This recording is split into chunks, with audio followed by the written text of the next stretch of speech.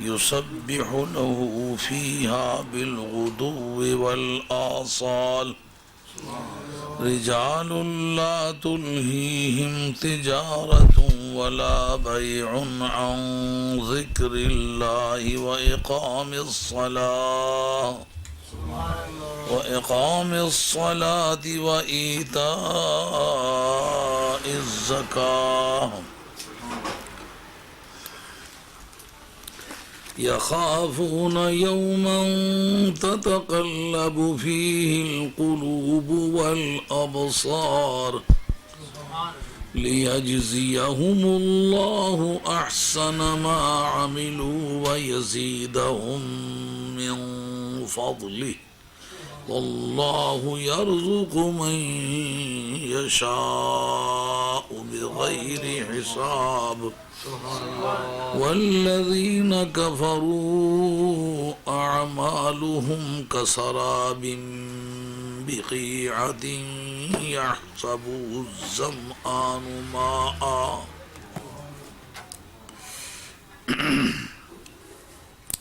حتى إذا جاءه لم يجده شيئا ووجد الله عنده فوفاه حسابه والله سريع الحساب أو كظلمات في بحر اللجي يغشاه موج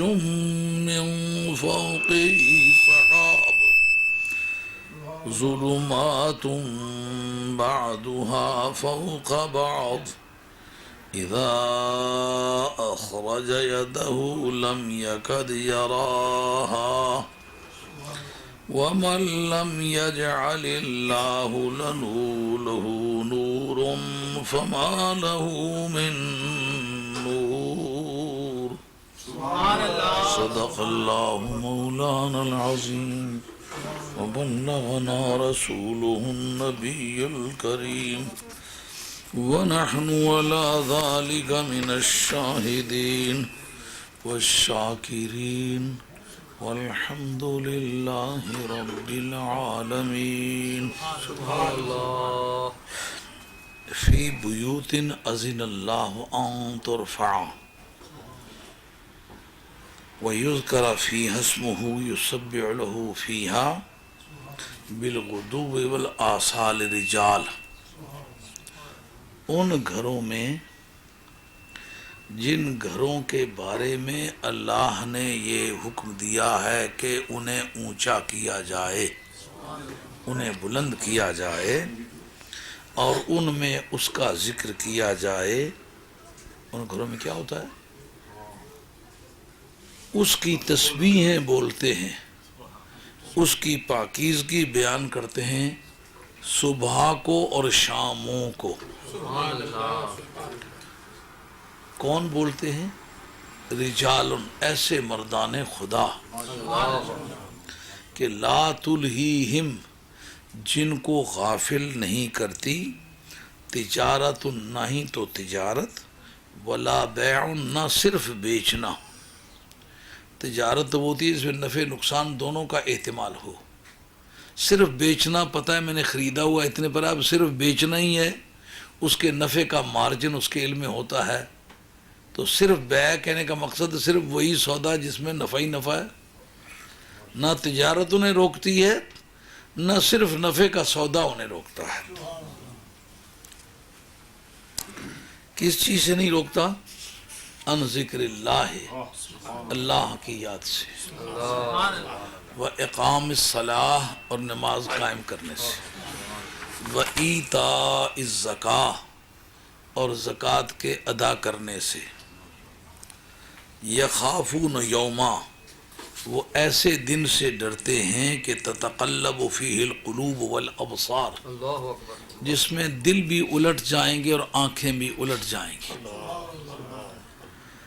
اور کرتے کیوں ہیں ذکر الہی کیوں تسبیح بیان کرتے ہیں لِيَجْزِيَهُمُ اللَّهُ أَحْسَنَ مَا عَمِلُوا، تاکہ اللہ رب العزت ان کے اعمال کا انہیں بہترین بدلہ عطا فرمائے، وَيَزِيدَهُم مِّن فَضْلِهِ، اور اپنے فضل سے انہیں زیادہ بھی دے۔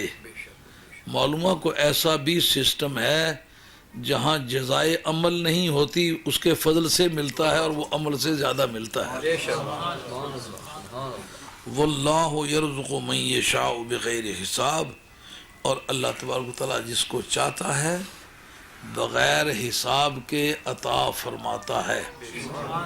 یہ لفظ بغیر حساب کے جو بولا باعتبار مخلوق کے بولا۔ اللہ تعالیٰ کے جو اسٹیٹسٹکس ہیں، شماریات کا جو نظام ہے، اس کے ہاں حساب کے بغیر نہیں، مخلوق کے اعتبار سے کہا بغیر حساب کے عطا کرتا ہے۔ والذین کفروا، جہاں آل حق کا ذکر ہوتا ہے مقابلے میں آل باطل کا ذکر ہوتا ہے کہ الاشیاء تعرف بازدادہا، چیزیں اپنی ضدوں کے مقابلے میں زیادہ اچھی طرح سے پرکھی جایا کرتی ہیں۔ سیاہ تارکول پر چونا سفید سڑک پہ لگا ہوا کتنا نمایاں طور پر پتہ لگتا ہے۔ اگر دنیا میں بدعقیدہ نہ ہو تو خوش عقیدہ کی بھی پھر کیا قیمت ہے۔ تو قرآن مجید کا مزاج بیان ہے، جہاں آل حق کا ذکر کرتا ہے وہاں آل باطل کا ذکر بھی ضرور کرتا ہے۔ تو وہ لوگ جو کافر ہوئے ان کے اعمال ایسے ریگستان کے ہیں کہ بقیعۃ، جو چٹیل میدانوں میں ہو، قاع ان کی جمع ہے قیعۃ، یعنی چٹیل میدانوں میں ہوں، یحسبہ الظمآن ماء، جن کو پیاسا پانی سمجھ لیتا ہے، اور حتی اذا جاءہ لم یجدہ شیئا، جس وقت اس ریگستان کے پاس آئے تو وہاں کچھ بھی نہیں پاتا، اور وہ وجد اللہ عندہ، اللہ کو اپنے پاس پائے گا، فوفاہ حسابا، اللہ اس کے حساب کو پورا کر دے گا، واللہ سریع الحساب، اللہ تبارک و تعالیٰ جلد حساب لے لینے والا ہے۔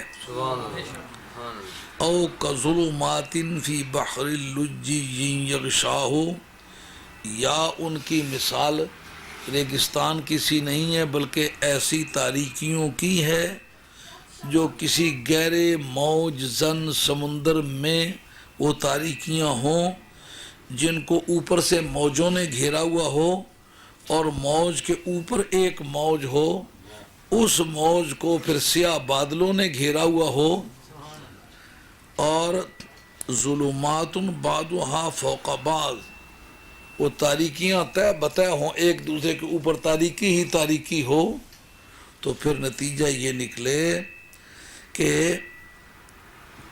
اذا اخرج یدہ لم یکد یراہ، جب اپنا ہاتھ اوپر نکالے تو ممکن نہ ہو کہ اپنے ہاتھ کو دیکھ لے، اتنی تاریکی ہو۔ ومن لم یجعل اللہ لہ نورا، جس کے لیے اللہ نور نہ بنائے تو پھر اس کے لیے کوئی نور نہیں ہوتا۔ یہ ان آیات طیبات کا تحت اللفظ ترجمہ ہے جو آپ حضرات کے گوش گزار کیا گیا۔ آپ ذرا توجہ سے سماعت فرمائیں گے۔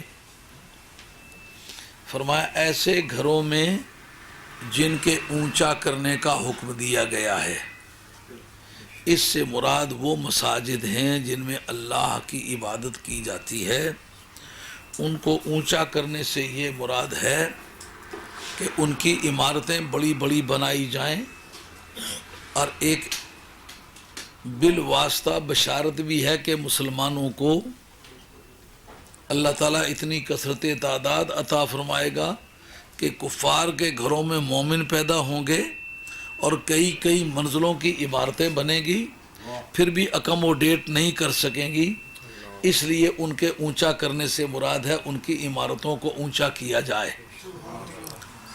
دوسرا یہ اس کے معنی ہے کہ کفار کے عبادت کدے بڑے رونق والے، بڑے اچھے بنے ہوئے خوبصورت بلڈنگز، لیپا پوتا کلر کریم رنگ روغن بڑے شاندار کے دیکھ کر وہ اٹریکٹ کرتے ہیں، تو مومنوں کو بھی حکم دیا گیا ہے کہ اپنے مذہبی درسگاہوں کو، عبادت گاہوں کو، ریاضت گاہوں کو، خانقاہوں کو، جہاں ذکر الہی کے لیے اہتمام ہوتا ہے، ایسا خوبصورت بناؤ کہ ان کو دیکھنے سے شوقت اسلام کا احساس ہو کہ مسلمان قوم ایک زندہ قوم ہے، اور ان کے عبادت کی جگہیں اتنی عزت والی ہیں کہ بادشاہوں کے محلات بھی اتنے خوبصورت نہیں ہیں۔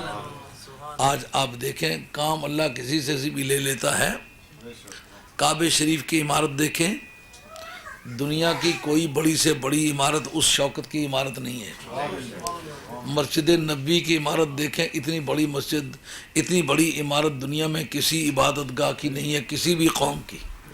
جتنے دنیا میں چرچ ہیں، سینیگاگز ہیں، یا جتنے کیتھیڈرلز ہیں، یا جتنی موناسٹریز ہیں، جتنے ٹیمپلز ہیں، جتنے مندر ہیں، کوئی بھی ایسی عبادت گاہ نہیں ہے جتنا کہ محبوب کبریا صلی اللہ علیہ وسلم کی عمارت ہے۔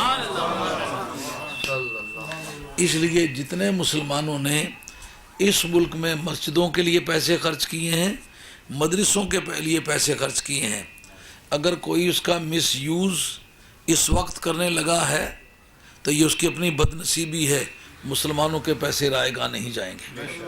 انہوں نے ٹھیک ٹھکانے پر خرچ کیے ہیں، اور آج جدھر بھی جاؤ چرچ آن سیل موجود ہے، کوئی مسجد آن سیل کہیں لگی ہوئی نظر نہیں آتی۔ اس ملک میں جہاں مسلمان ایک مزدور بن کے آیا ہے، مسلمان کی تاریخ میں بڑی خوبصورت یادگار ہے۔ مجھے 24 برس کے ہیر پھیر میں زمانہ ہو آیا اس ملک میں آئے ہوئے، لیکن کسی جگہ مسجد آن سیل، مدرسہ آن سیل ہم نے لگا ہوا نہیں دیکھا۔ اللہ تعالیٰ نے اس گئے گزرے دور میں بھی مسلمانوں کو ایک آبرومند قوم بنایا ہے، جن کی اسلامی شوکت کسی دیار غیر میں بھی اتنا امتیاز رکھتی ہے جو اس وطن کے رہنے والے لوگوں میں نہیں پائی جاتی۔ اور ان کے اونچا کرنے سے ایک مراد یہ ہے کہ ان کو رنگ و بو ایسے بخشے جائیں، ایسا سنوارا جائے۔ بڑا ہونے کے علاوہ سنوارنا ایک الگ میٹر ہے۔ اس سلسلے میں یادگاری بات ہے کہ حضرت عثمان غنی رضی اللہ تعالیٰ عنہ نے اپنے دور خلافت میں مسجد نبوی کے اندر ساگوان کی لکڑی لگوائی تھی کہ موسمی اثرات سے لوگ پاک رہیں، گرمیوں میں زیادہ گرمی نہ ہو، زیادہ سردی نہ ہو، ساگوان کی لکڑی ہونے کی وجہ سے صفائی کرنے میں زیادہ دقت نہ ہو۔ تو یہ ایک ان کے وقت کی رونق تھی۔ بعد میں حضرت عمر بن عبدالعزیز رضی اللہ تعالیٰ عنہ نے اپنے دور خلافت میں مسجد نبوی کے مینار انہوں نے بنائے، مسجد نبوی کا محراب انہوں نے بنایا، اور اس کے اوپر پچی کاری کا کام، نقاشی کا کام انہوں نے کرایا۔ اس سے اس سوال کا جواب بھی ملتا ہے جو آج وہابیہ یہ بات کہتے ہیں یہ چیز بدعت ہے اس لیے ناجائز، کل بدعت ضلالۃ وکل ضلالۃ فی النار، ہر نئی چیز بدعت ہے اور ہر بدعت جہنم میں جائے گی۔ اس کے بارے میں شاہ عبد الحق محدث دہلوی رحمۃ اللہ علیہ نے اشیاۃ النمات شرح مشکات میں ایک، اور جو نمات و تنقیح شرح مشکات المصابیح لکھی ہے، اس میں بتایا یہ حدیث عام مخصوص الباز ہے، اس سے مراد بدعت سیئہ ہے۔ اگر اس کے معنی یہ مان لیے جائیں کہ ہر بدعت جو ہے وہ جہنم میں جائے گی، تو مسلم شریف کے اندر حضرت جریر عبداللہ بن جریر بجلی رضی اللہ تعالیٰ عنہ کی روایت ہے کہ سرکار دو عالم علیہ السلام کی بارگاہ میں ایک شخص آیا، اس نے سوال کیا، تو اس طرح کسی کے شخصی سوال پر اس کی امداد کا کوئی سسٹم نہیں تھا، تو اس نے جب سوال کیا تو سوال مسجد میں آ کر کے اپنے ذاتی مقصد کے لیے کرنا بھی بدعت تھا، اور ایسی حالت میں اس کی امداد کرنا بھی بدعت تھا۔ سرکار دو عالم علیہ السلام نے دیکھا جب کسی نے کچھ نہیں دیا، سرکار کی طبیعت پر ملال آیا۔ ایک صحابی گئے گھر سے اشرفیوں کی ایک تھیلی لے آئے، آ کر کے اس سائل کی گود میں ڈالی، سرکار خوش ہو گئے، فرمانے لگے من سنّا سنتن حسنتن فی الاسلام فلہ اجرہا و اجر من عمل بہا. جو آدمی اسلام میں کوئی اچھا کام جاری کرے اس کو جاری کرنے کا ثواب الگ ملے گا، جو آئندہ اس پر عمل کرے گا ان سب کے برابر اکیلا اس آدمی کو ثواب جائے گا کہ جس آدمی نے وہ کام شروع کیا تھا. جی اس لیے بدعت کی 5 قسمیں علماء حق نے تقسیم کر کے واضح کی ہیں. اس پر پہلی گفتگو جو کی ہے وہ عز بن عبدالسلام نے کی ہے اپنی کتاب عمدۃ الاحکام میں.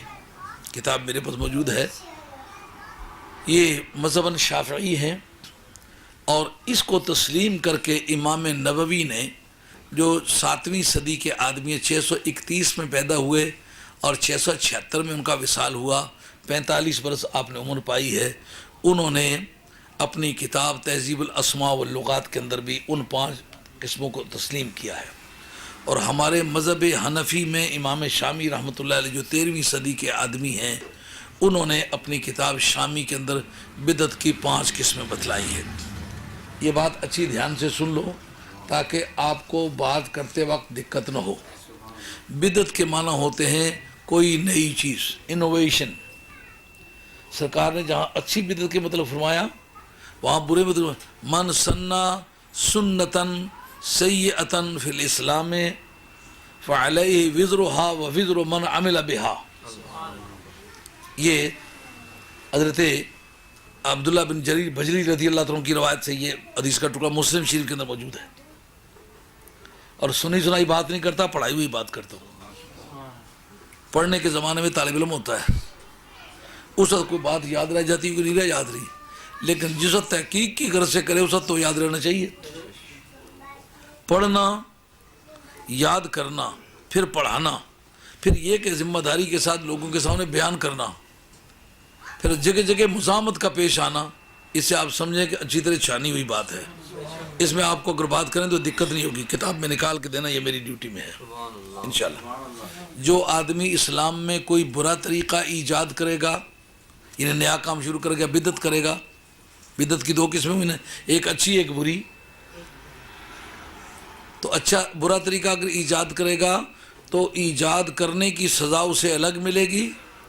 اس بدعت پر عمل کرنے والے جتنے لوگ آئندہ اس بدعت کو جاری رکھیں گے ان سب کو الگ سزا ملے گی، ان سب کے برابر اکیلے اس آدمی کو سزا ملے گی جس نے وہ بدعت شروع کی تھی. اس کا مطلب اچھی اور بری بدعت دونوں طرح کی جاری ہو سکتی ہے. 5 قسم کی پھر میں نے کس طرح کہی ہے یہ بات سمجھ لی. تہذیب الاسماء واللغات امام نووی کی، جن کا سن ولادت 631 اور سن وفات 676، اور عز بن عبدالسلام جو کہ 6ٹھی صدی کے آدمی ہیں، عمدۃ الاحکام کے اندر انہوں نے بیان کیا ہے. اسے 5 قسم سے کرتے ہیں. کہتے ہیں اس کو اسلامی قواعد کے تحت لائیں گے. اگر اس کی شکل فرضوں والی بنتی ہے تو بدعت ہو کر کے وہ فرض ہوگی. اگر نہیں کرے گا وہ بدعت تو جس سے فرض کا تارک گنہگار اور کا مستوجب سزا ہے، اس طرح اس بدعت کا چھوڑنے والا گنہگار اور مستوجب سزا ہے. اگر وہ مستحب کے قاعدے کے مطابق آئے گی تو پھر یہ سمجھیں گے کہ اس کے کرنے والے کو ثواب ملے گا، اگر نہیں کرے گا تو سزا نہیں ہوگی. ایک وہ بدعت ہوگی کہ اس کے کرنے سے نہ ثواب ہے نہ عذاب ہے، کرے تو کرے، چھوڑے تو چھوڑے. 3 قسمیں ہو گئی. 4تھی قسم وہ ہو گئی کہ جو ہے بدعت مگر اس کی شکل حرام چیزوں کی طرح لگتی ہے، بالکل ایسی جیسے حرام چیزیں ہوتی ہیں، پھر وہ بدعت ہوگی مگر بدعت ہو کے حرام ہوگی. اور ایک وہ ہے کہ جس کی شکل بدعت کی سی ہے مگر ان بدعتوں سے ملتی جلتی ہے جو مکروہ ہیں، تو وہ بدعت ہو کے مکروہ ہوگی. پھر بدعت کی کتنی قسمیں ہو گئیں؟ ایک ہوگی بدعت واجبہ، واجب اور فرض کا جو فرق کرتے ہیں ہم حنفی کرتے ہیں، باقی تینوں مذہبوں میں جو معنی واجب کے ہیں وہی فرض کے ہیں. سمجھو آپ درس سن رہے ہیں، جو آج اس وقت 10 منٹ پہلے آپ کی ایجوکیشن تھی، اس سے اگر اس وقت آپ کی ایجوکیشن میں اضافہ نہ ہو تو پھر آپ کے ساتھ زیادتی کی گئی ہے۔ یہ جس آدمی نے اتنے پیسے خرچ کیے ہیں، جگہ کا بندوبست کیا ہے، ایک ایک آدمی کو ٹیلی فون کر کے منتیں کر کے بلایا ہے، اس کے ساتھ زیادتی ہوئی ہے، اس کے اتنے پیسے خرچ ہوئے، اتنی محنت ہوئی ہے، بات پلے پڑ رہی ہے، ذہن مانتا ہے اس بات کو؟ ابھی میں پیش کرتا ہوں تو آپ کو بالکل ماننی پڑے گی۔ رستم کا بیٹا ہو تو بھی اس کی گردن نیچی ہو جائے گی۔ اب وہ میں بتا کیا رہا تھا کہ حضرت عمر بن عبدالعزیز نے مسجد کا محراب بنایا، مسجد کے مینار بنائے، سرکار کے زمانے میں تھے؟ نہیں تھے۔ صدیق اکبر، فاروق اعظم، عثمان غنی، حیدر کرار، امام حسن، خلافت راشدہ 30 برس تک رہی ہے، اس زمانے میں تھے؟ نہیں تھے۔ تو جو آخری صحابی ہیں، یا اللہ خیر، جو آخری صحابی ہیں ان کا نام ہے عامر بن طفیل۔ ہاں جی، اور نبی کریم علیہ السلام کی ایک حدیث ہے کہ اس وقت جو کل روئے زمین پر ہیں 1 صدی کے اندر وہ ختم ہو جائیں گے۔ اس کا مطلب صحابہ کا دور ختم ہو چکا ہوا ہے، کیونکہ یہ تو ہجرت کے حساب سے جو صدی بنتی ہے اس کے خاتمے پر انہوں نے یہ سارے کام کیے ہیں، تو دور صحابہ بھی ختم ہو چکا ہوا ہے۔ اب دور صحابہ کے خاتمے پر کام کیا کیا؟ مسجد نبوی میں محراب نہیں تھا، انہوں نے بنایا، مینار نہیں تھے، انہوں نے بنائے۔ بدعت ہوئے یا نہ ہوئے؟ ہوئے نا۔ اب کل روئے زمین کی جتنی مسجدیں ہیں سب کے اندر محراب ہے کہ نہیں؟ ہے نا۔ یار کوئی ایسی 1-2 مسجدیں نکالو جس میں محراب نہ ہو، وہ اس بدعت سے پاک ہوں۔ اب جناب ہم یہ 2 فیصلہ کرنا چاہیں گے کہ یہ فرض ہے، واجب ہے، سنت ہے، مستحب ہے، کیسا ہے؟ اس پر قاعدہ اپلائی کریں گے۔ جو فرض کا ذریعہ ہوتا ہے وہ فرض ہوتا ہے، جو واجب کا ذریعہ ہوتا ہے وہ واجب ہوتا ہے، جو حرام کا ذریعہ ہوتا ہے وہ حرام ہوتا ہے۔ مثلا آپ دیکھتے ہیں کہ پورے ملک میں ارتداد، مرتد ہو گئے لوگ، ایک ہی جگہ رہ گئی ہے جہاں آپ جا کے سچا دین سیکھ سکتے ہیں اور کوئی جگہ باقی نہیں رہی۔ تو ویسے تو کسی ادارے میں جانا فرض نہیں تھا، اب اس ادارے میں ارتداد سے بچنا فرض ہے کہ نہیں؟ ارتداد مرتد ہونے سے بچنے کے لیے صرف ایک ہی جگہ باقی رہ گئی ہے، اب ادھر جانا سبب ہے ارتداد سے بچنے کا۔ ارتداد سے بچنا فرض ہے نا، تو جانا اس کا ذریعہ ہے، تو اب یہ جانا فرض ہوگا یا نہیں ہوگا؟ فرض کا ذریعہ فرض ہوتا ہے۔ اب جس وقت آپ چلے گئے بیلجیم میں نماز پڑھنا چاہتے ہیں، آپ کو سڑک پر کوئی پڑھنے نہیں دیتا، دکانیں ساری کافروں کی ہیں، جس جگہ آپ نیت کریں نماز فوراً پولیس آ جاتی، کیوں بھائی کہ خرید ہے نا۔ اس وقت آپ آگے پیچھے دیکھتے پھرتے، زبان آپ جانتے نہیں، اچانک محراب پہ نگاہ پڑ گئی، آپ سمجھتے ہیں اس طرح کا جو کوہان نما عمارت میں فالتو حصہ نکلا ہوتا ہے سوائے مسلمانوں کی مسجد کے اور کہیں نہیں ہوتا۔ نماز جا رہی تھی، کون سی نماز تھی؟ عصر کی تھی، فرض تھی، فرضوں میں بھی سخت قسم کا فرض ہے۔ اب جناب محراب مسجد کی آئیڈینٹیفیکیشن کا ذریعہ بنا، وہ گھوم کے اندر چلا گیا، جا کے وقت پر نماز پڑھی، کیا کیا اس نے؟ نماز عصر پڑھی، کیا تھی؟ فرض۔ اور پہچانا کس طرح مسجد کو؟ محراب کے ذریعے سے۔ تو محراب کا ہونا فرض کے کیے ادا کیے جانے کا سبب بنانا، اب ہم سمجھتے ہیں کہ محراب کا بنانا فرض ہے۔ نہ قرآن میں ذکر ہے نہ حدیث میں ذکر ہے۔ فرض کس طرح ہے کہ جو ذریعہ فرض ہو وہ فرض ہوتا ہے۔ آپ کو محراب نظر نہیں آیا، دیکھا اوپر نکلے ہوئے ہیں مینار سے، اس کے اوپر مسجد کی شکل کے وہ اس کے ساخت بنی ہوئی ہے، آپ نے دور سے دیکھا، کہا یار کوئی زبان بھی میں نہیں جانتا، راستہ بھی نہیں پتا، لیکن مینار تو نظر آ رہے ہیں۔ مینار کو ٹارگٹ بنا کے اسی طرح مسجد میں چلا گیا، جا کے وضو تازہ کر کے نماز پڑھ لی۔ نماز کے وضو کیا تھا؟ نماز کے لیے فرض تھا نا۔ اب اس کے پاس پانی کا بندوبست نہیں تھا، طہارت کا بندوبست نہیں تھا، ٹائلٹ کا بندوبست نہیں تھا، کس نے رہنمائی کی ہے؟ میناروں نے۔ تو اس نے کیا کیا؟ جا کے پہلے وضو کیا ہے. وضو کیا تھا؟ فرض تھا. اب مینار کس کا ذریعہ بنے ہیں؟ فرض کا. تو فرض کا ذریعہ فرض ہوتا ہے. اب بتاؤ میناروں کا کیا حکم ہوگا؟ ہے بدعت ہے، لیکن حکم اس کا کیا ہے؟ آئی بات کیسی؟ ہاں، یہ بدعت فرض اس کو کہہ سکتے ہیں، بدعت واجبہ اسے کہہ سکتے ہیں. اب آئیے، قرآن مجید کی زیریں اور زبریں ہیں، یہ نبی کریم علیہ السلام کے زمانے میں تھیں؟ نہیں. خلفائے راشدین کے زمانے میں تھیں؟ نہیں. یہ کس نے دی ہیں؟ ابو الاسود دولی، حضرت حیدر کرار کے شاگرد، حسن و حسین کے کلاس فیلو، حیدر کرار سے پڑھا ہے. اور خلیل کے استاد، خلیل استاد ہے سیبوے کا، جس نے پہلی مرتبہ لغت کو مدون کیا ہے. ہاں، خلیل نبی کی حیثیت ہے عالم اسلام میں، ممتاز طور پر اعلانیہ ممتاز ہے. اور وہ شاگرد ہے ابو الاسود دولی کا. ابو الاسود دولی نے زیریں زبریں دی ہیں. اب ہم یہ پوچھنا چاہیں گے کہ یہ زیریں زبریں قواعد کی زبان میں کیا ہیں؟ بدعت ہیں کہ نہیں ہیں؟ بدعت ہے نا؟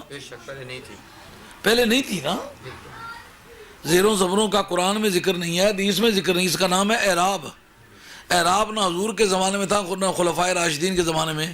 حجاج بن یوسف جو ایسا پلیت انسان ہے جس نے کئی لاکھ انسانوں کو بے گناہ قتل کیا، اور وہ کہتا ہے میرا سب سے محبوب مشغلہ کیا ہے؟ بندے کا خون. بندے کا خون بہاؤں مزہ آ جاتا ہے، اور 10 20 50 100 200 400 کو یکدم بروا دوں مزہ آ جاتا ہے. ایسا بدترین انسان ہے. اور ان قتل کیے جانے والوں میں زیادہ تعداد اولاد رسول کی ہے. ایسے بدترین انسان کے دور میں ایک بدعت جاری ہوئی. یہ زیر زبر جو آپ کے پاس قرآن مجید میں ہے، یہ اس دور کی یادگار ہے. ایک تو احسان ہے جناب حیدر کرار کا، انہوں نے ایک ایسا آدمی پڑھایا. آج وہ زیریں زبریں پیشے نہ ہوتی تو یہ نئے نبی بننے والوں کو سہولتیں میسر آتی. یہ جتنے جھوٹے عقیدے والے لوگ ہیں ان کو سہولتیں میسر آتی. جتنے بدعقیدہ لوگ ہیں کہتے ہیں یہ اصلی قرآن ہی نہیں ہے.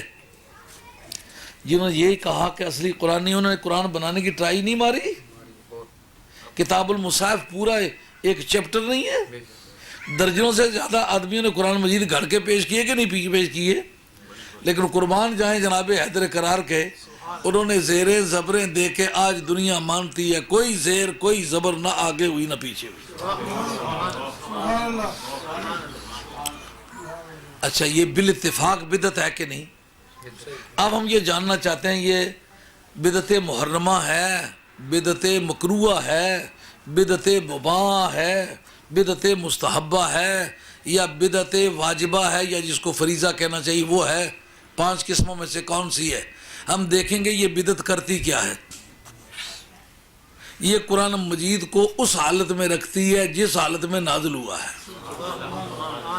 زیریں زبریں قائم رہیں تو معنی وہی کرنے پڑیں گے.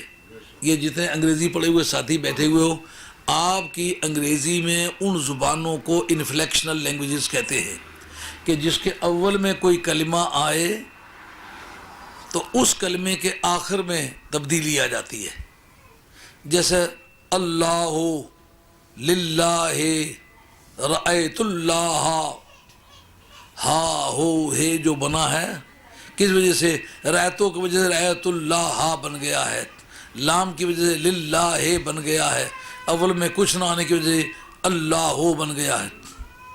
اللہ ہو کا اور معنی ہے، رأیت اللہ کا اور معنی ہے، للہ کا.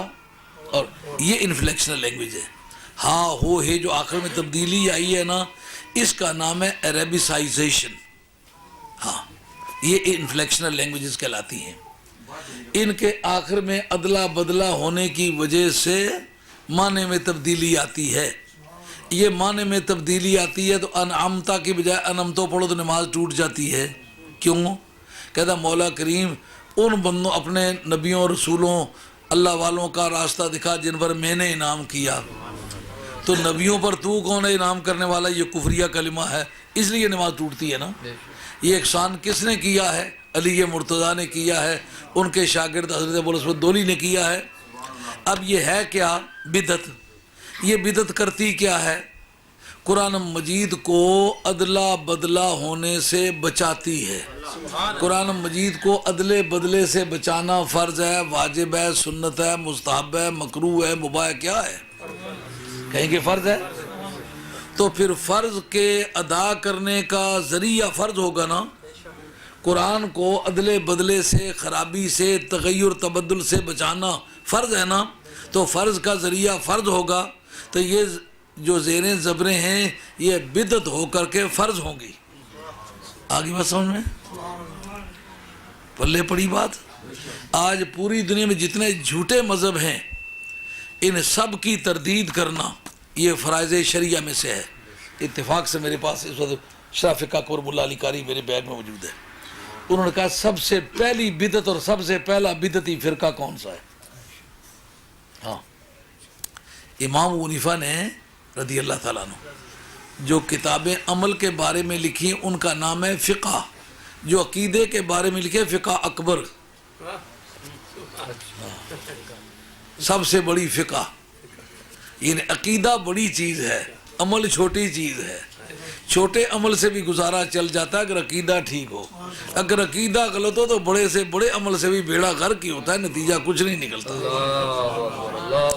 وہ فرماتے ہیں پہلا بدعتی فرقہ کون سا اور پہلی بدعت ہے کون سی؟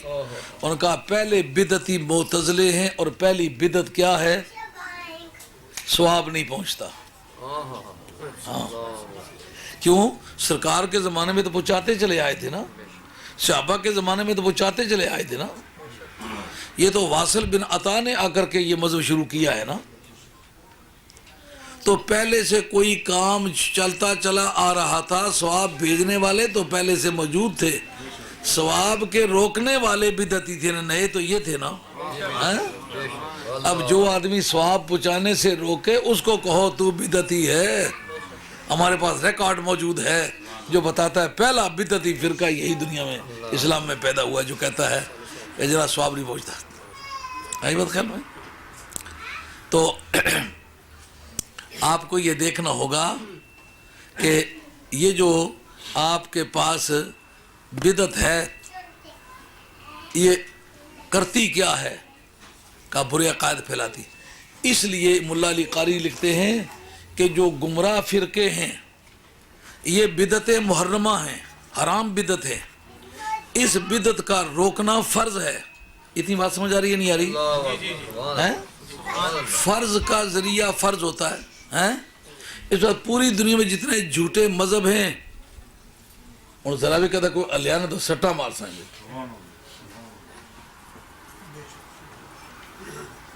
ایک اتنی قیمتی بات کرنے لگا ہوں جو ساری زندگی کبھی آپ نے نہیں سنی ہوگی۔ میں روزانہ کام کرنے والا آدمی ہوں۔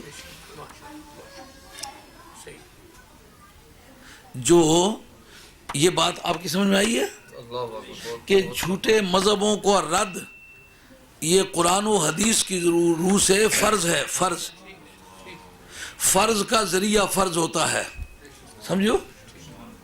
اس وقت پوری دنیا میں جدھر بھی جائیں خدا ایک ہے، مصطفیٰ ایک ہے، تو سید غوث الورا ایک ہے۔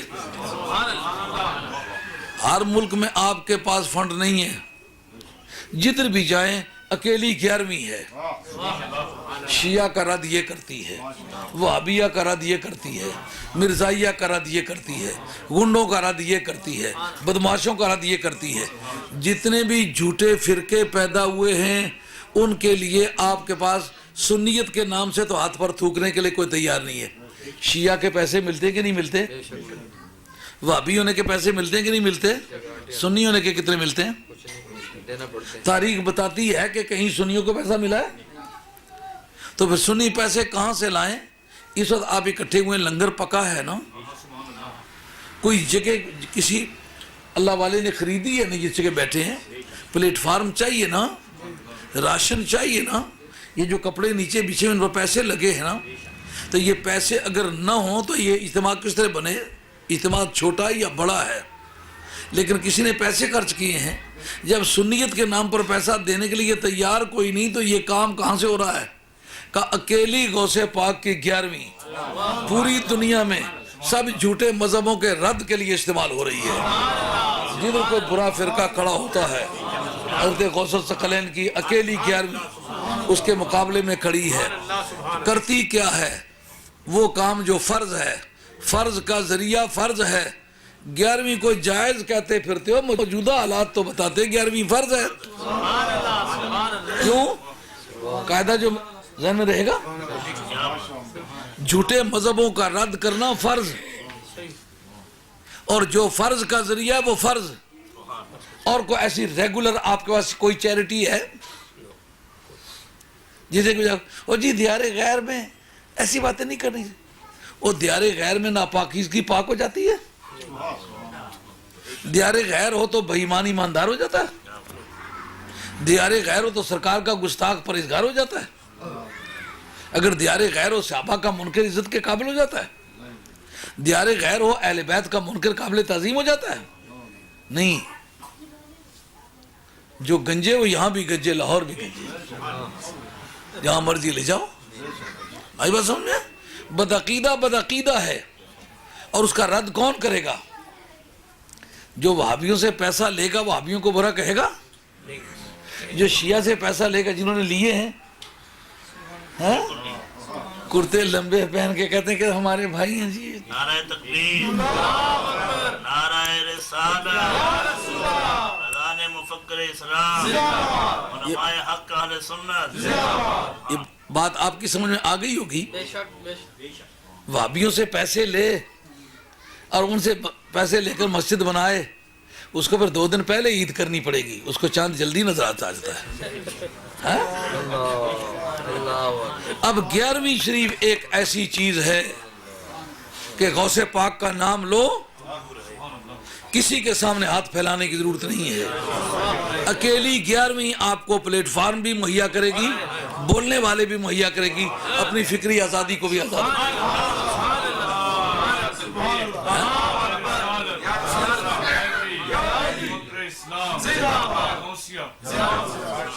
اب اچھے اچھے عقیدے والے لوگ کہتے ہیں مجبوراً پیچھے نماز پڑھنی پڑ جاتی ہے. میں یار 2 سال اور کچھ مہینے لگاتار وہاں رہا ہوں، پڑھتی تو نہیں ہے. خود پڑھے تو پڑھے، پڑھتی نہیں ہے. پیچھے پڑھنا پڑتی ہے. کیوں پڑھنا پڑتی ہے؟ ہاں، اگر تم نے کسی سے کچھ لینا نہیں ہے، کون ہے ماں کا لال جو تم کہے پیچھے پڑھو؟ نہیں. بات سمجھ آئیے؟ اب وہ بتاؤ کہ آپ نے مذاہب باطلہ کی کرنی ہے تردید، وہابیوں سے لے لیے پیسے، آپ وہابیوں کا رد کر سکیں گے؟ اگر وہابی نہ ہوتے مرزائی کبھی نہ ہوتے. وہابیوں نے مرزائیوں کو خام مال مہیا کیا ہے. قانون اس کو کرمنل ابیٹمنٹ کہتا ہے، اعانت مجرمانہ. جو کسی کو کلہاڑی تیز کر کے دے اور کلہاڑی مارنے والا کسی کا سر چیر کے 2 ٹکڑے کر دے تو قانون دونوں کو ایک ہی سیکشن میں چالان کرتا ہے. قانون کہتا ہے اس نے کلہاڑی جو دی ہے اور ترغیب دی ہے اس کو مارو، جس فعل کی ترغیب دی ہے اس کا اغلب نتیجہ موت ہے، لہذا موت واقع ہو جانے پر قاتل بھی قاتل ہے اور جسے کلہاڑی دی ہے یہ بھی قاتل ہے. ایک ہی سیکشن میں چالان ہوں گے. تو جن کا نبی میرے جیسا ہے، بے نبی جیسا ہوں، بالفرض کوئی نیا بھی نبی آ جائے سرکار کے ختم نبوت میں فرق نہیں آتا، اس نے ایسے فعل کی ترغیب دی ہے جس کا اغلب نتیجہ نئی نبوت کا اعلان کرنا تھا. اس لیے قانون کی نظروں میں نئی نبوت کے اعلان کرنے والے نے جو جرم کیا اسی جرم کے مرتکب یہ بھی ہوئے. جس طرح وہ مرتد ہے اسی طرح یہ مرتد ہے.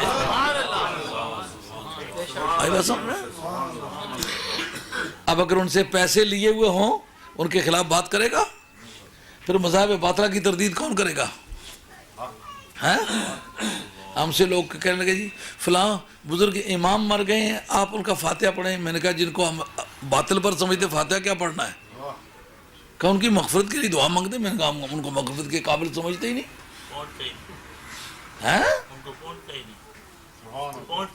ہاں، ہم نے تو الحمدللہ نہ کسی کا فاتحہ پڑھا ہے، نہ کسی کے چیلم پر گئے ہیں اور نہ کسی کے جنازے میں گئے ہیں جس کے ساتھ عقیدہ نہیں ملتا.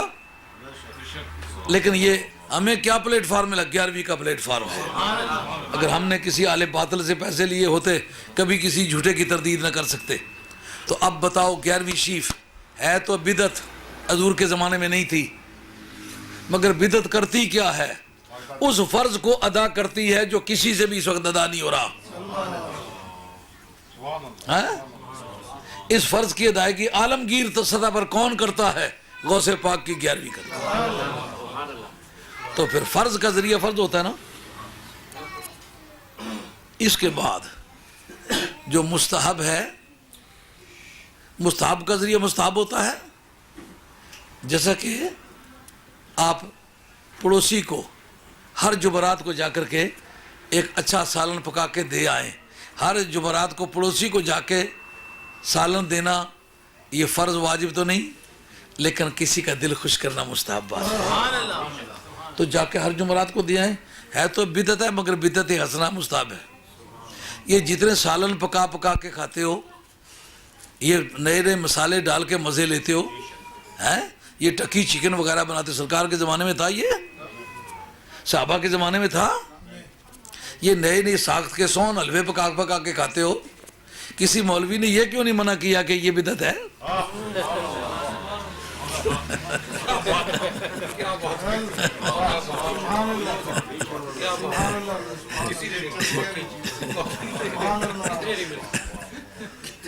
اس کو کہتے ہیں بدعت مباحہ۔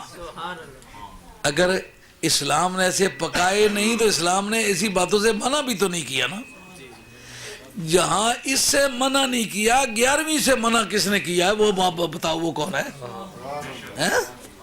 الوے تمہارے اس لیے جائز ہو گئے نئی ساخت کے، حضور کے زمانے میں نہیں، صحابہ کے زمانے میں نہیں، خلفائے راشدین کے زمانے میں نہیں، تابعین کے زمانے میں، اتباع تابعین کے زمانے میں، ان کے زمانے میں سون حلوہ تھا؟ پتہ نہیں کتنی قسم کے حلوے کئی مرتبہ ہلا کے رکھتے ہیں، کچھ آگا پیچھا پتہ نہیں چلتا۔ کہتے یہ کیسا؟ میں نے کہا میں تو اتنا مجھے شعور ہی نہیں، میں تو ایک طالب علم ذہن کا آدمی ہے جو کھانا حلال ہو قریب پڑتا لے کے کھا لے تو اب یہ کیسی بدعت ہے؟ بدعت مباح ہے۔ 3 کی بدعتیں ہوگی۔ بدعت محرمہ جتنے جھوٹے فرقے ہیں، سرکار کچھ نہیں جانتے، سرکار میرے جیسے ہیں۔ پہلا آدمی جو پوری امت میں فرنٹ پر ہے، نام کیا ہے؟ صدیق اکبر۔ کہا ہے میں حضور جیسا ہوں؟ اور صدیق اکبر جرت نہ کرے تو کس کا بیٹا ہوتا ہے جو کہتا ہے میں حضور جیسا ہوں؟ یہ بدعت محرمہ ہے۔ فاروق اعظم ہے، اپنے سگے ماموں کی گردن اتار کے سرکار کو خوش کیا، سرکار کے جتنے دشمن ہیں ان کے گریبان پہ ہاتھ رکھا۔ عثمان غنی نے 2 مرتبہ ہجرت کی ہے، ایک مرتبہ حبشہ ہجرت کر کے گئے، ایک مرتبہ مدینہ طیبہ ہجرت کر کے آئے۔ کہا ہے میں سرکار جیسا ہوں؟ حضرت حیدر کرار جس نے پہلی تلوار سرکار کے لیے ماری ہے، آخری تلوار ماری ہے، ایسا ماں کا لال کوئی دنیا میں پیدا ہی نہیں ہوا جو کہ علی نے ماری تھی میں جھیل گزرا تھا، نہیں جس کو لگی پار۔ کہا ہے میں حضور جیسا ہوں؟ حضرت حیدر کرار فرماتے ہیں جو آدمی سرکار دو عالم السلام کو دیکھے اظہار آؤ ہابہو، ہیبت طاری ہو جاتی ہے اور بول اٹھتا ہے، قال لم ارى قبلہ مثلہ ولا بعدہ، سرکار جیسا پہلے بھی نہیں دیکھا بعد بھی نہیں، وہ پہلے تو بعد اس کا تجربہ ہو چکا، بعد یہ سوال ہو گیا۔ حضرت مولا مرزا کی الفاظ، واہ حیدر کرار تیرے قانون دانی پر قربان، کا سرکار کی نظیر محال بھی ذات ہے، محال ہے، یہ محال بالغیر نہیں ہے، محال بھی ذات ہے، خود بخود محال ہے۔ جو مولانا فضل خیر آبادی نے اسماعیل دہلوی صاحب کو کافر کہا تھا نا، اسی جملے پر کہا تھا، امتناع نظیر پر۔ انہوں نے کہا کہ کہتے ہو اللہ تعالیٰ یہ سے سینکڑوں محمد بنا سکتا ہے؟ کہا اللہ تعالیٰ ممکنات پر قادر ہے، محالات پر قادر نہیں۔ انہوں نے کہا محالات پر کیوں قادر نہیں؟ اللہ تعالیٰ محال کو ممکن بنا سکتا ہے۔ انہوں نے کہا خدا اپنے جیسا ایک اور خدا بنا سکتا ہے؟ رہ گئے۔ ان کا یہی کہتا ہوں نا، جو چیز محال بذات ہے وہ قدرت کے تحت آتی نہیں، قدرت کا اطلاق آتا ہے ممکنات کے لیے۔ رب نے رحمت اللہ عالمین کا کل کائنات کے لیے ایک رحمت، اب اگر اور بنائے تو یہ بات جھوٹی ٹھہرتی ہے۔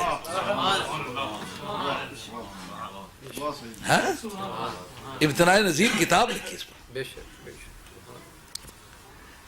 حضرت مولا مرتضیٰ کہتے ہیں دیکھنے والا کہے گا نہ پہلے ان کی مثل دیکھا نہ ان کے بعد، پہلے کا تو تجربہ اسے ہے، بعد کا کیا تجربہ ہے۔ علامہ زرقانی نے بڑا خوبصورت اس پر لکھا ہے بابر دنیا کی شرح میں، وہ کہتے ہیں اس سے حضرت حیدر کرار نے امتناع نظیر مصطفیٰ مثل مصطفیٰ کو محال بذات لکھا ہے، یہ بتایا ہے کہ حضور کی مثل ہونا ممکن ہی نہیں ہے تو بنے گی کیسے، دیکھے گا کیا۔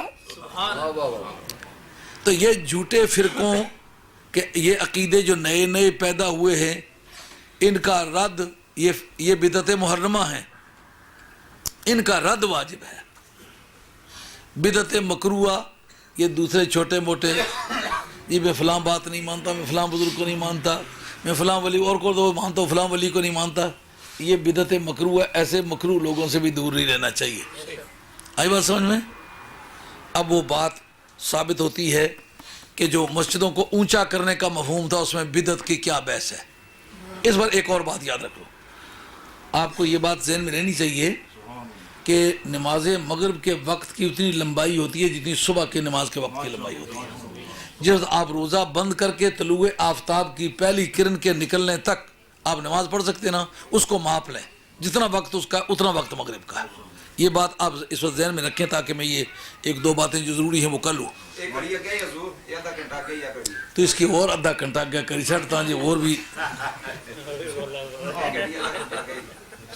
مغرب ویسے 15 منٹ جی 15 منٹ ویسے ہی مغرب کا ٹائم ہے ابھی ٹائم ہے جی 15 منٹ مغرب کا ہے۔ اچھا تو عرض خدمت ہے جناب، اس پر آپ دھیان کریں کہ مسجدوں کے اندر یہ جو بدعت کے نام سے جن چیزوں کو ذکر میں لایا گیا اس میں نے ذکر کیا ہے کہ یہ بدعت فلاں نے جاری کی ہے، یہ بدعت فلاں نے جاری۔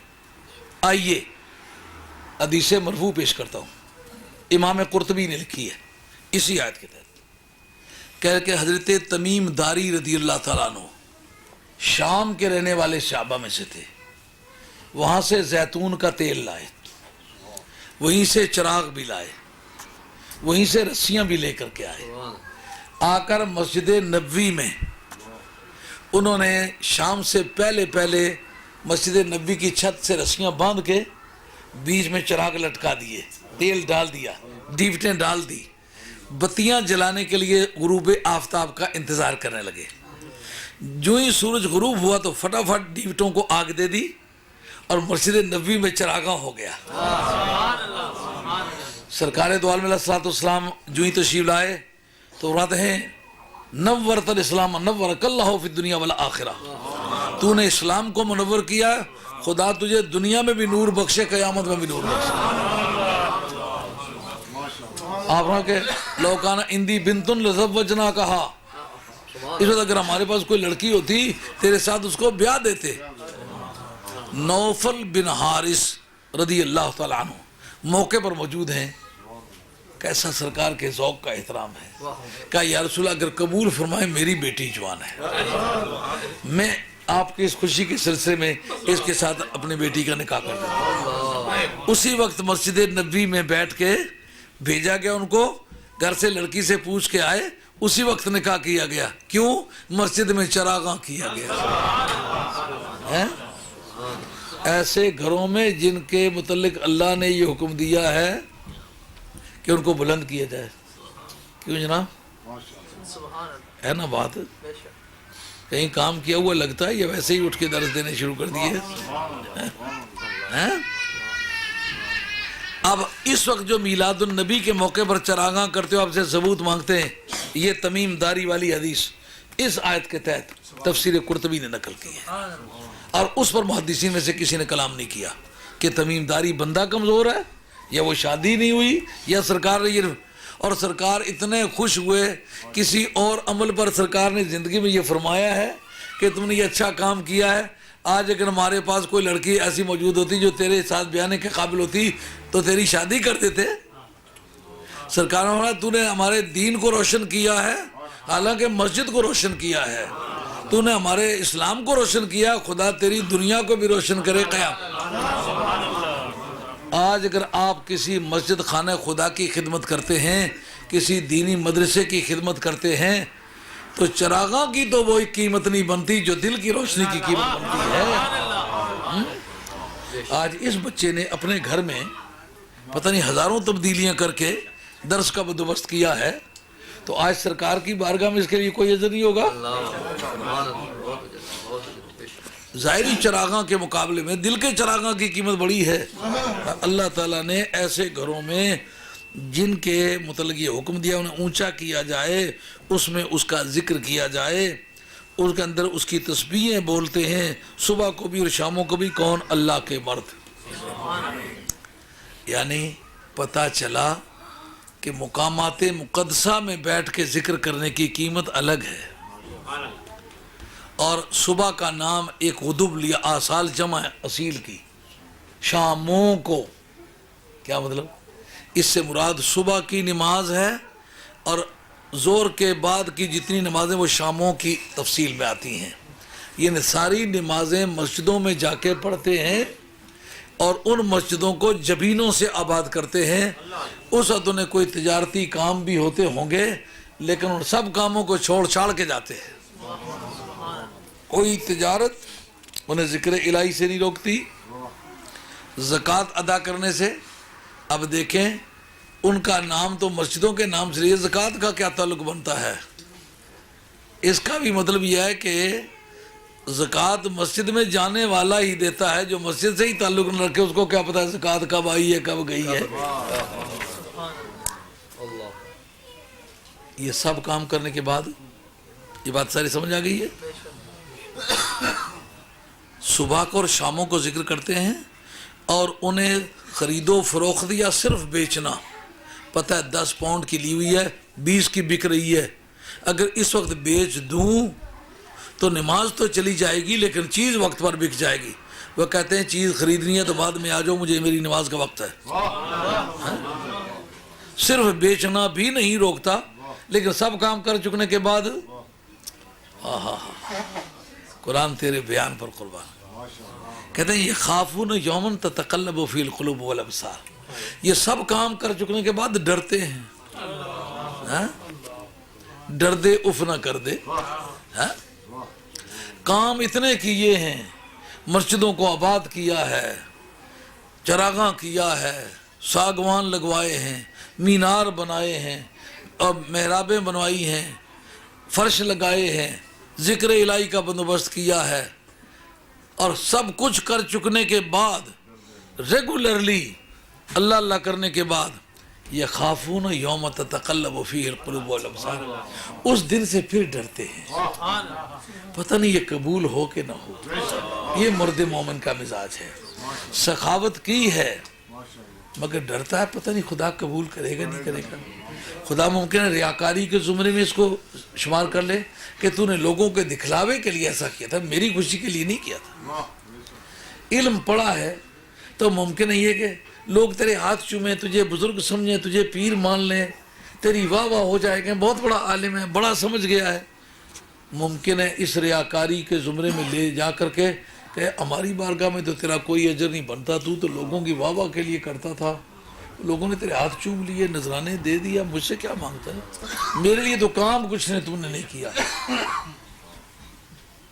اسی طرح جہاد کیا ہے، شہید ہوا ہے، مجاہد کہلایا ہے، غازی کہلایا ہے، شہید کل لوگوں کی واہ واہ کے لیے گیا تھا کہ لوگ مجھے کہیں بڑا بہادر آدمی ہے، شہید ہوا تھا، لوگ کہیں میرا نام تاریخ میں رہے گا، میرے راضی نامے کے لیے تو تم نے یہ کام نہیں کیا، جاؤ اللہ اللہ کرو، اس کا ہمارے یہاں کوئی اجر نہیں۔ کہ یہ سب کچھ کر چکنے کے بعد یہ خافون ڈرتے ہیں اس سے۔ والذین یبیتون لربہم سجدا وقیاما، سجدوں میں گر گر کے رو رو کے دعائیں مانگتے، مولا کریم معافی عطا فرما، اپنا فضل فرما، ہمارے گناہ معاف فرما۔ جس دن آنکھیں بھی الٹ جائیں گی اور دل بھی الٹ جائیں گے، لیکن کرتے یہ کیوں ہیں؟ لِيَجْزِيَهُمُ اللَّهُ أَحْسَنَ مَا عَمِلُوا، تاکہ اللہ تبارک و تعالیٰ ان کے عمل کا انہیں بہترین بدلہ عطا فرمائے۔ یعنی بارگاہ خداوندی میں اپنے عمل کو مخلصانہ بنانے کے لیے اخلاص عمل مانگ، نیاگان کوہن سے شاہاں چ عجب گرب نوازند گدارا۔ خود کے پاس اخلاص نہیں ہے نا تو باپ دادے کی قبروں کے پاس کھڑے ہو کر کے بابا سے مانگو، بابے تو نبی پاک کا غلام تھا، تو آل بیت کا غلام تھا، تو صحابہ کا چاہنے والا تھا، تو غوث ثقلین کا مرید تھا، تیری بارگاہ میں کھڑے ہو کے بھیک مانگتے ہیں کہ وہ اپنا اخلاص عمل ہمیں بھی عطا کر۔ مولا مرتا دشمن کو پچھاڑ کے جب خنجر چلانے لگے اسے منہ پہ تھوک دیا، آپ اتر پڑے، اب نہیں مارتا۔ کہ کیوں؟ پہلے مارنا رضا الہی کے لیے تھا، اب میرے نفس کو بھی اس بات کی تکلیف ہوئی ہے کہ اسے میرے منہ پہ تھوکا کیوں ہے؟ اخلاص عمل مانگ نیاگانے کون سے، شاہاں چ عجب گرب نوازند گدار، کہ اپنے عمل کا بہترین بدلہ حاصل کرنے کے لیے۔ ایک اور دوسرا وَيَزِيدَهُم مِّن فَضْلِهِ، یہ وہ چیپٹر ہے جس کے بارے میں گاہ بگاہ گفتگو ہوتی ہے، لوگوں کے شعور میں نہیں آتا۔ عمل کا بدلہ تو مانگنے کا انہیں حق ہے، مولا کریم عمل کا بدلہ دے تاکہ اللہ تعالیٰ زیادہ سے زیادہ انہیں دے اپنے فضل سے۔ یعنی کام کچھ نہیں کیا، کسی کام کے اگینسٹ کچھ نہیں، فضل الہی سے۔ جیسا کہ سوال اٹھتا ہے وہ جی اہل بیت کو تطہیر کیوں مل گئی ہے، انہوں نے کیا کیا ہے؟ کہ فضل الہی ہے۔ نبی پاک علیہ الصلوۃ والسلام کی بیویوں کو کہے یا ازواج النبی صلی اللہ علیہ وسلم لستن کاحد من النساء، تم کسی دوسری عورتوں کی مانند نہیں ہو، تمہارے عمل کا دگنا ثواب ہے۔ ابے باقی بھی بندے ہیں، یہ بھی بندے ہیں، وہ بھی اللہ اللہ کرتے ہیں، یہ بھی ان کو دگنا اجر کا فضل الہی ہے۔ سرکار کے صحابہ کے بارے میں سرکار فرمایا تمہارا احد اور ان کا مد تولے سے بھی کم بنتا ہے۔ یہ مد سونا اختیار خرچ کریں رائے مولا میں، تم کوئی احد کے برابر سونا خرچ کر دو، تمہارا کوئی احد خرچ ہو کر ان کے مد کی قیمت نہیں رکھتا۔ ارے مولا کریم یہ احد خرچ کرنے والے پیچھے کیوں رہ گئے، یہ مد خرچ کرنے والا آگے کیوں نکل گیا؟ کا فضل الہی ہے۔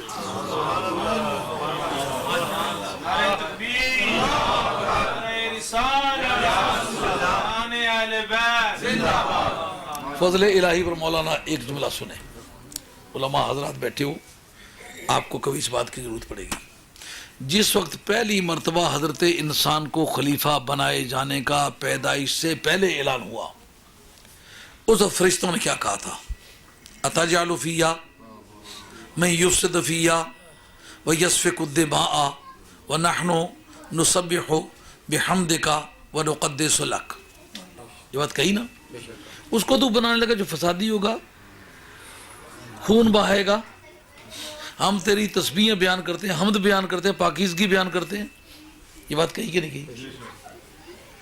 ایک تو یہ کہ انسانیت کے خلاف چارجز دیے، اگر آپ میں کوئی آدمی قانون دان بیٹھا ہوا تو بہتر ہے، نہیں بیٹھا ہوا تو میں اس کو عرض کرتا ہوں، اگر عدالت میں آپ کے مخالف دھڑے کے گواہ یا مدعی آپ کے خلاف ایلیگیشن لگائے، آپ خود یا آپ کا وکیل ان چارجز کو ڈینائی نہ کریں تو کنفرم ہو جائیں گے کہ نہیں؟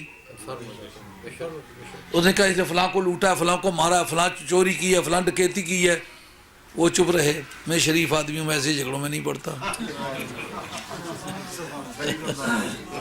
کنفرم ہو جائیں گے کہ نہیں؟ رب کریم نے کہا کہ یہ نہیں فساد کرے گا، کہا بالکل نہیں کہا، یہ کہا کہ یہ خون نہیں بہائے گا؟ تو فرشتوں نے یہ ایلیگیشن دیے ہیں، رب نے ڈینائی کی ہے، کیا ہوا ہے پھر؟ کنفرم ہو گیا، کنفرم۔ اب یہ کنفرمیشن ہونے کے بعد کہ اس کی نسل میں کچھ لوگ ایسے پیدا ہوں گے جو خون بھی بہائیں گے، فساد بھی کریں گے، اپنی جو وجہ استحقاق ہے، ڈیزرویشن، رائٹ، اپنا استحقاق بیان کیا کہ ہم چونکہ نیک بھی ہیں، نوری بھی ہیں، اچھے کام کرتے ہیں، ہماری تاریخی زندگی میں کوئی برا کام نہیں ہے، ہم زیادہ حقدار ہیں کہ ہمیں خلافت دی جائے۔ کیوں جناب؟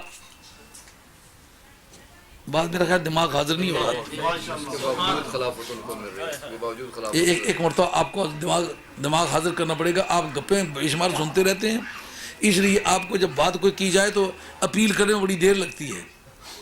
میری یہ فائنڈنگز ہیں، میں نے اس پر محنت کی ہوئی ہے، آپ دھیان سے اس بات کو سنیں۔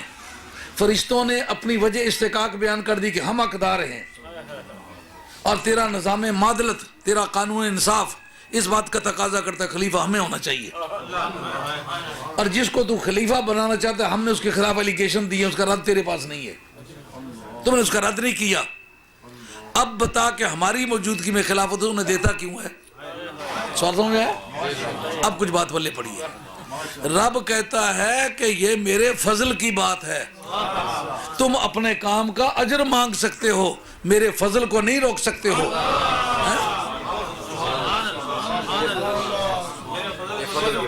بات سمجھ میں؟ یہ فضل الہی کا چیپٹر ہے، وہ اتنی خوبیاں رکھ، نوری بھی ہوں، بے گناہ بھی ہوں، عبادت گزار بھی ہوں، خلافت الہیہ کا تاج اسے پہنا جائے جس کے خاندان میں ایسے لوگ پیدا ہونے والے ہیں۔ رب یہ نہیں کہتا کہ یہ کام نہیں کریں گے، کہا کہ یہ تو ٹھیک کہتے ہو، ہوگا ایسا، لیکن اس کے باوجود بھی میں اگر اسی کو خلافت دے دوں تو کیا معنی ہوں گے؟ عمل کا بدلہ ہوتا تمہیں ملتا، یہ عمل کا بدلہ نہیں، یہ فضل کا نتیجہ ہے۔ سمجھو بات؟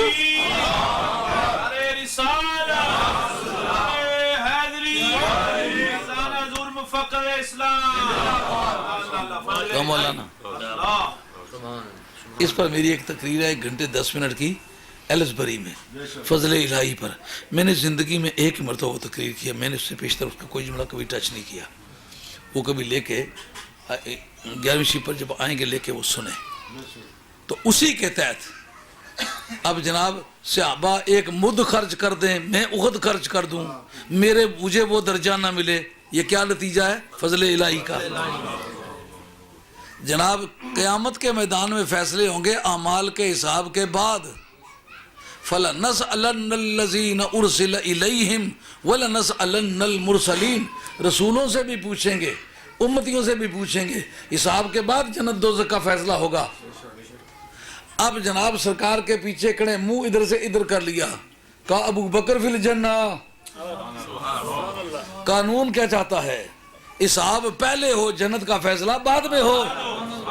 اب فضل مصطفیٰ ہے، ابو بکر فی الجنہ، عمر فی الجنہ، عثمان فی الجنہ، علی فی الجنہ، طلحہ فی الجنہ، زبیر فی الجنہ، عبد الرحمن فی الجنہ، سعد فی الجنہ، سعید فی الجنہ۔ اب بتاؤ وہ جو قانون تھا وہ کہاں چلا گیا کہ عمل کے بدلے میں جنت ملے اور قیامت کو فیصلہ ہو؟ کا قانون اپنے مقام پر قانون ہے، لیکن جہاں قانون کو ماننا ضروری ہے وہاں فضل مصطفیٰ کو بھی ماننا ضروری ہے۔ جس قانون کے تحت کیا کہتے ہو کہ ان میں سے کسی نے کوئی گناہ نہیں کیا ہوا تھا، یہ پیغمبر کی شان ہے، اس نے گناہ کبھی نہ کیا ہو، یہ محفوظ ہو سکتے، معصوم نہیں ہو سکتے، معصوم تو ہے نہیں، اس کے بعد کوئی گارنٹی ہے کہ کبھی گناہ نہیں کریں گے؟ کا گناہ کے ہوتے ہوئے جنتی ہوں تو پھر تمہیں کیا اعتراض ہے؟ کا قانون نہیں چاہتا، کا قانون سے فضل الہی کا مقام اونچا ہے۔ اب جس فضل الہی سے یہ فیصلے ہوئے ہیں اسی فضل الہی سے تطہیر کا فیصلہ بھی ہوا ہے۔ انہی کو پاک کیا اور کسی کو نہیں کیا، مرضی مالکوں کی،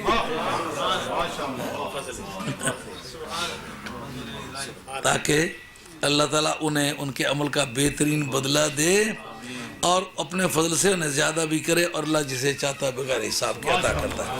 اچھا اب پڑھیں گے نماز۔ نماز پڑھنے کے فوراً بعد 2 چھوٹی چھوٹی نعتیں ہوں گی، اس کے بعد ختم شریف پڑھیں گے۔ یہ جڑے اساں زندگی ایک طبقہ تک ہے بڑے پڑھے لکھی نا تو مولوی ہوئی تو نتیجہ کچھ نہیں کڈی سکے، وہ نعت خانہ نہیں بدوایاں ہونا کی نہیں ڈبیاں منٹ 2 ہی لاسن، لیکن خدمت بھی چنگی طرح کرنی اسے۔ میں آپ نعت خانہ نہیں خدمت ساری زندگی کرنا رہا، مولوی نہیں خدمت کرنا رہا، میں نہ نعت خانے کو امید رکھی ہے نہ مولوی کو امید رکھی، یہ طریقہ غلط ہے۔ یہ سمجھنا کہ میں کسی نے خدمت کرنا وہ بھی اسلام کرے کرے، یہ بے مقصد بات ہے، اس نال عمل زخمی ہو جانا۔ میں نام مصطفیٰ نہیں تعظیم واسطے، رب نے اس میں بڑا بدلہ دیتا ہے۔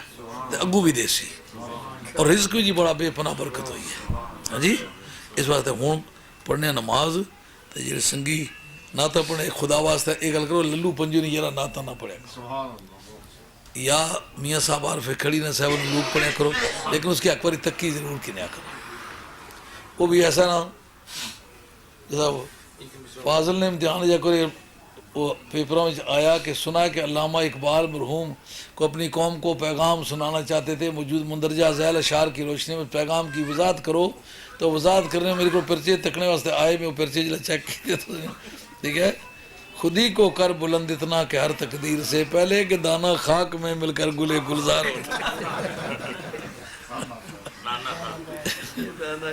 ہاں تو ویسا بھی گٹا تو پڑھو موٹا جڑیا ہونا نعت پڑھنے میں میاں صاحب نہ کلام پڑھو اعلیٰ حضرت فاضل بریلوی نے کلام پڑھو اعظم چشتی صاحب بھی سونے نعت خان ہوئے انہوں نے نعتیں پڑھو فارسی پڑھنا جائے جامی نے نعت پڑھو قدسی بشدی نعت پڑھو عربی پڑھنا جائے قصیدہ بردہ شریف پڑھو